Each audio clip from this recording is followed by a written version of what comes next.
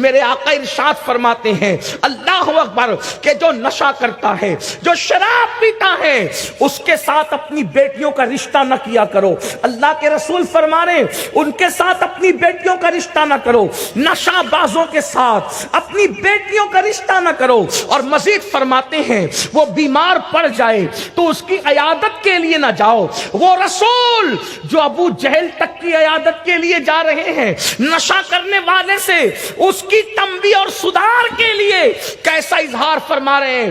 فرمایا نشہ کرنے والا بیمار پڑے اس کی عیادت کے لیے نہ جاؤ، وہ مر جائے اس کے جنازے میں شرکت نہ کرو۔ اللہ کے رسول علیہ السلام یہاں تک فرماتے ہیں اگر وہ تمہاری محفل میں آ کے بیٹھ جائے تم اس کے ساتھ نہ بیٹھو۔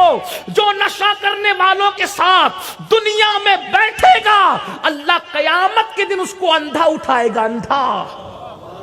نشہ کرنے والوں کے ساتھ بیٹھنے سے ہی منع کیا، مت بیٹھو ان کے ساتھ۔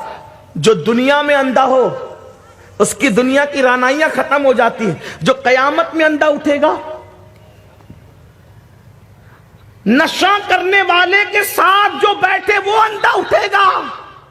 خود نشہ کرنے والے کا انجام کیا ہو، اس کا ٹھکانہ کیا ہوگا؟ آج بھنگ، چرس، شراب،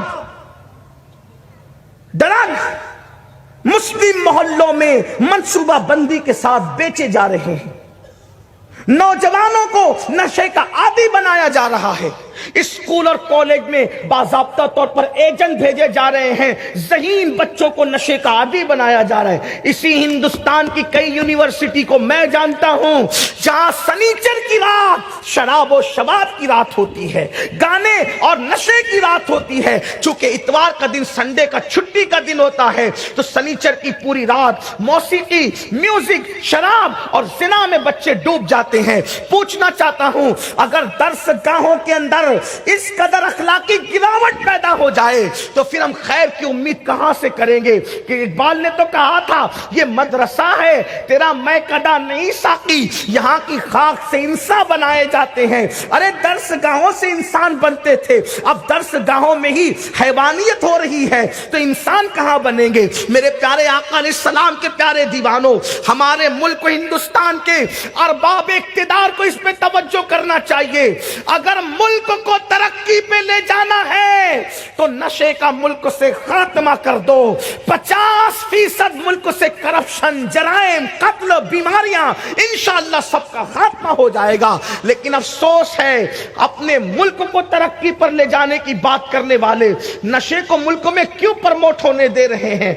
جب ملک میں کوئی چیز آپ کی مرضی کے بغیر نہ آتی ہے نہ جاتی ہے تو پھر نشے کا سامان کیوں چلا آتا ہے؟ اس لیے ہمیں ملک و ہندوستان سے کل بھی محبت تھی اور آج بھی ہے۔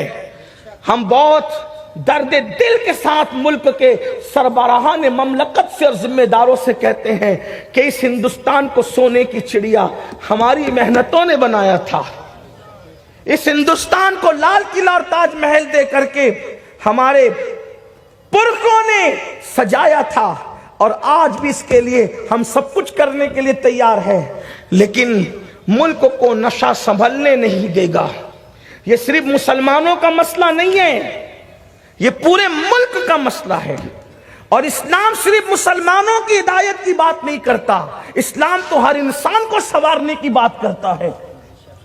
اس لیے نشے پر میں کہتا ہوں اگر لوگ کنٹرول نہیں کرتے تو اس ہندوستان میں دوسری سب سے بڑی آبادی اور اکثریت ہماری ہے۔ اگر ہم نشے پہ کنٹرول کر لیں تو اس کا مطلب یہ ہے کہ ہندوستان کی تقریباً 30% آبادی سنور سکتی ہے، اور کسی ملک میں 30% کا بھی سنور جانا یہ ملک کی سالمیت اور بقا کے لیے بہت بڑی چیز ہوگی۔ اپنی آخرت تو سنورے گی ہی سنورے گی، لیکن ساتھ میں ملک بھی ترقی پر جائے گا۔ اور اپنے جوانوں سے کہہ دیتا ہوں اس ملک کے لیے جو قربانی ہمارے بزرگوں نے دی ہے کوئی اس کا تصور نہیں کر سکتا۔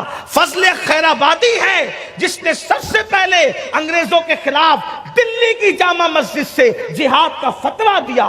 ہم ہی لوگ ہیں، ہم نے انقلاب کی آواز لگائی. انقلاب یہ ہماری زبان ہے، اردو زبان کا ہے یہ لفظ انقلاب.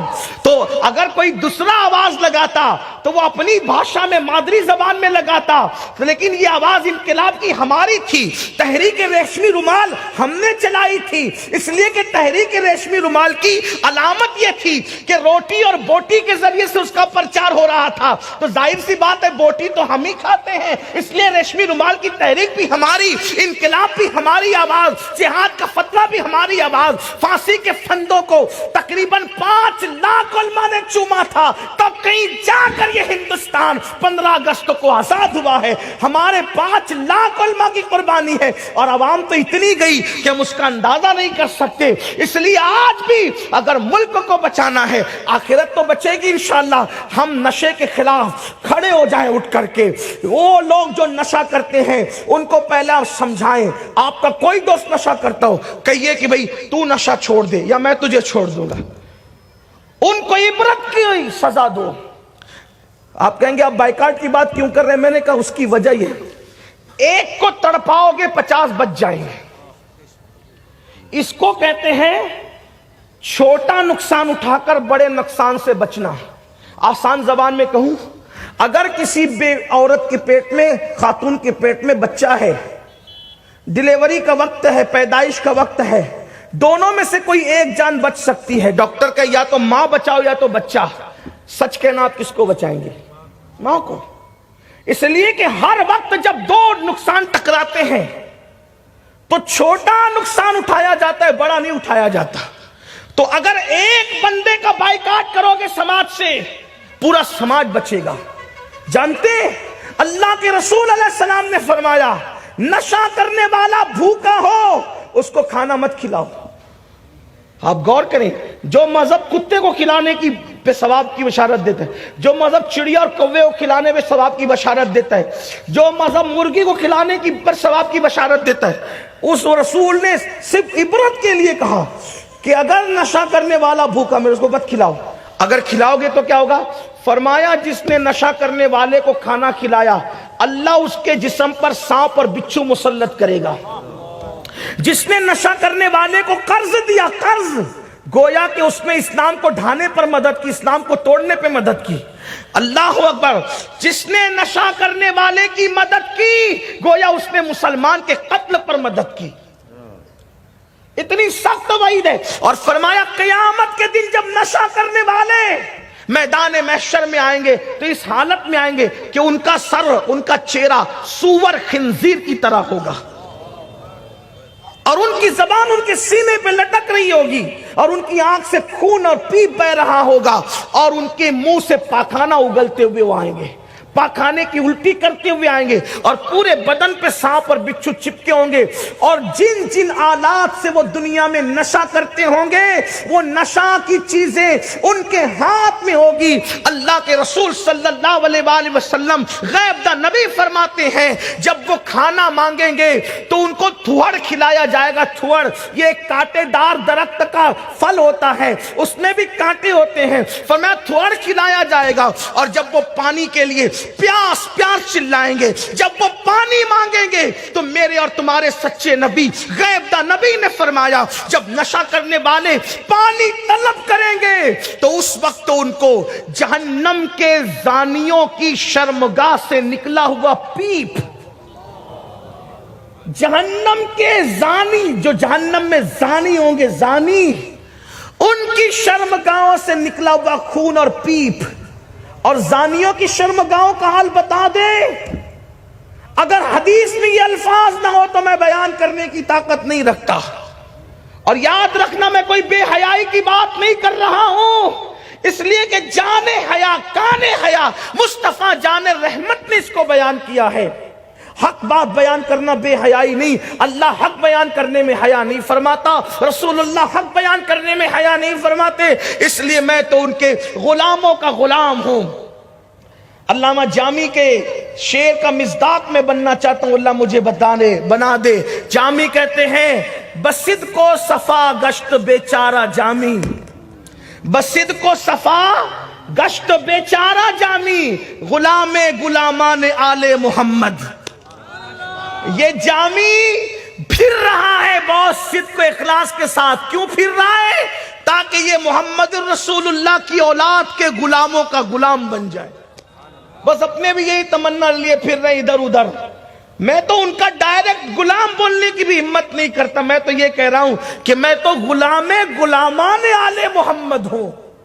اور وہ بھی یہ کہہ رہا ہوں اگر نام آ جائے ان کے کوچے کے کتوں میں تو یہ میرے مقدر کی معراج ہو جائے. میری کیا حیثیت اور میری کیا اوقات ہے؟ اللہ کی مخلوق میں سب سے گرا پڑا اور گنہگار تو یہ امین القادری ہے. اس کی حیثیت کیا؟ یہ تو آپ کی محبت ہے جو آپ لوگوں نے ممبر پہ بٹھا کے نصیحت کا واز کا موقع دیا، ورنہ اپنی حیثیت نہیں ہے.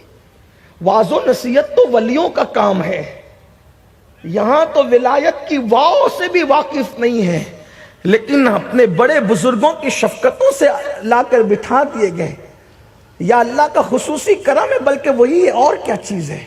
لیکن آپ کو بھی اور اپنے آپ کو بھی نصیحت کرتے ہوئے کہوں، نشہ کرنے سے پہلے اس بات کو اچھی طرح ذہن میں رکھ لینا، جب پیاس پیاس لوگ چلائیں گے تو جہنمی جو زانی جہنمی جہنم میں ہوں گے ان کی شرمگاہوں کا پیپ اور خون.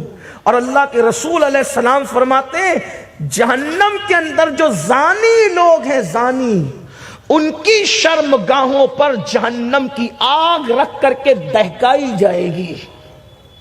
ان کے بدن پر تارکول کا ڈامر کا ایسا لباس ہوگا جہنم کا بنا ہوا کہ اگر وہ کسی پہاڑ پہ رکھ دیا جائے تو پہاڑ ریزہ ریزہ ہو جائے. یہ دنیا میں بہت موج مستیاں ہو رہی ہے، دنیا میں اپنی طبیعت کے مطابق زندگیاں گزر رہی ہے. لوگ سوچتے ہیں کون روکنے والا ہے، کون ٹوکنے والا ہے. یاد رکھو، کوئی روکے نہ روکے، کوئی ٹوکے نہ ٹوکے، کوئی دیکھے نہ دیکھے، اللہ فرما رہا ہے ہم تجھے دیکھ رہے. مالک یوم الدین، اور ایک دن آئے گا جسے روز جزا کہتے ہیں، اس دن کا مالک صرف اللہ ہے. قرآن کہتا ہے ایحسب الانسان ان یترک سدی، کیا انسان یہ تصور کرتا ہے اللہ تجھ سے حساب نہیں لے گا؟ بلکہ فرماتا ہے تو یہ سوچ رہا ہے نا مجھے کون دیکھ رہا ہے، کون روک رہا ہے، کون ٹوک رہا ہے. اللہ فرماتا ہے وَتُكَلِّمُنَا أَيْدِيهِمْ وَتَشْهَدُ أَرْجُلُهُمْ بِمَا كَانُوا يَكْسِبُونَ. ہم تیرے منہ پہ مہر لگا دیں گے اور تیرے ہاتھ پیر اعضا گواہی دیں گے. انسان سوچے گا یہ میرے ہاتھ تھے یا اللہ کے جاسوس، یہ میرے پیر تھے یا اللہ کے جاسوس، یہ میرے اعضا تھے یا اللہ کے جاسوس. لیکن وہاں تو وہ سب کچھ کھول کھول کر بیان کریں گے. قرآن کہتا ہے اللہ اکبر کہ اس دن تو زمین بھی یومئذ تحدث اخبارہا، زمین بھی کہے گی مجھ پر لیٹ کر گناہ کیا تھا، مجھ پہ کھڑے ہو کے گناہ کیا تھا، مجھ پہ بیٹھ کے گناہ کیا تھا. کہیں نہیں بچ سکتے، کہیں امان نہیں ملے گی. آج بے باکیاں ہیں دولت کے نشے میں، جوانی کے نشے میں، غرور اور گھمنڈ ہے. گھمنڈ اللہ سب کا گھمنڈ توڑے گا. وہاں عذاب سے کوئی نہیں بچا سکے گا. جب اللہ عذاب دینے کا فیصلہ کر لے پھر کوئی نہیں بچا سکتا. اس سے پہلے کہ سورج مغرب سے نکل کر توبہ کے دروازے بند ہو جائیں، بندوں کو چاہیے کہ وہ اپنے اعمال کا احتساب، اور مغرب سے جب سورج نکلے گا ہماری موت جس دن آ گئی ہمارے لیے تو توبہ کا دروازہ اسی دن بند ہو گیا. موت آ گئی، توبہ کا دروازہ. کب تک گناہ کرو گے؟ کتنا کرو گے؟ اللہ کے رسول علیہ السلام فرما رہے زانیوں کی شرمگاہوں پر جہنم کی آگ رکھ کے دہکائی جائے گی اور ان سے ایسی بدبو پھوٹے گی کہ اہل محشر کا سر پھٹنے لگے گا اس بدبو سے، ان کی شرمگاہوں کی بدبو سے. اور شرابی اور نشہ کرنے والوں کو وہی پیپ اور خون، اور وہ بھی کھولتا ہوا، وہی پیپ اور خون کھولتا ہوا پلایا جائے گا. آقا فرماتے جب وہ اپنے منہ کے قریب کریں گے تو صرف پکڑنے کی وجہ سے ان کی ہڈیاں ٹوٹ جائے، ہاتھوں کی ہڈیاں منہ میں ڈالیں گے تو ان کا حال یہ ہوگا کہ ان کے منہ کا گوشت جھڑ کے گرے گا، اور جب وہ پیٹ میں نگلنے کی کوشش کریں گے تو ان کی آنتیں کٹ کٹ کے پاخانے کے راستے سے گرے گی. چند گھونٹ شراب کے